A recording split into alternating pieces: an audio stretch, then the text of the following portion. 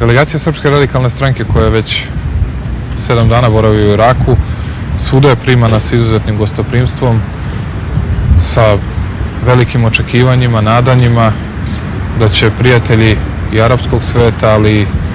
i slobodoljubivi ljudi u Srbiji, Saveznoj Republici Jugoslaviji u predstojećem periodu uspeti da se izbore za slobodu i nezavisnost svoje otadžbine. Primani smo zato što smo se uvek borili da budemo na takav način, zato što smo se uvek borili da budemo svoji na svome, zato što smo želeli da sačuvamo svoju zemlju, zato što nismo želeli da budemo ničija kolonija, ničiji vazali. Srpski radikali su, to smo se ovde uverili, posebno posle predavanja doktora Vojislava Šešelja,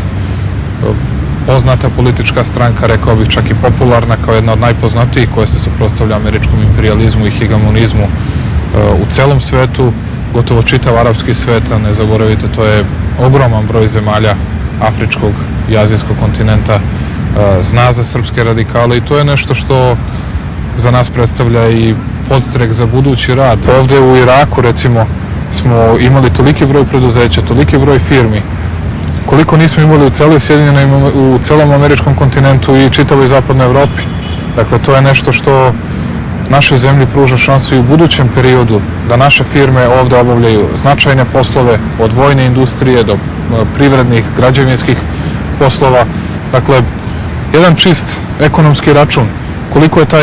ta ekonomska računica opravdana pokazuje činjenica da nema ništa od onih obećanih 6 milijardi dolara, već i vrapci na grani znaju da su to bile laži, izmišljotine DOS-a, G17 i svih ostalih i da je suština u tome da mi zaista moramo da pronađemo realne izvore i na realan način da sarađujemo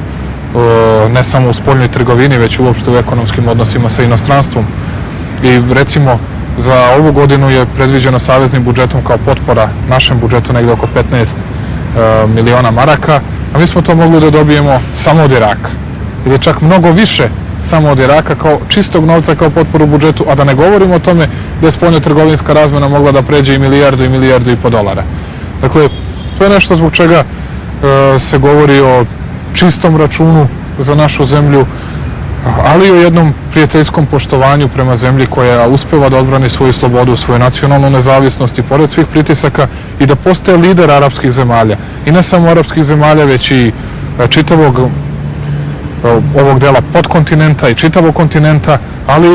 i dobrim delom čovečanstva, jer Amerika je ovde slomila zube, ovde nisu uspeli ništa da urade, osim da delimično osiromaše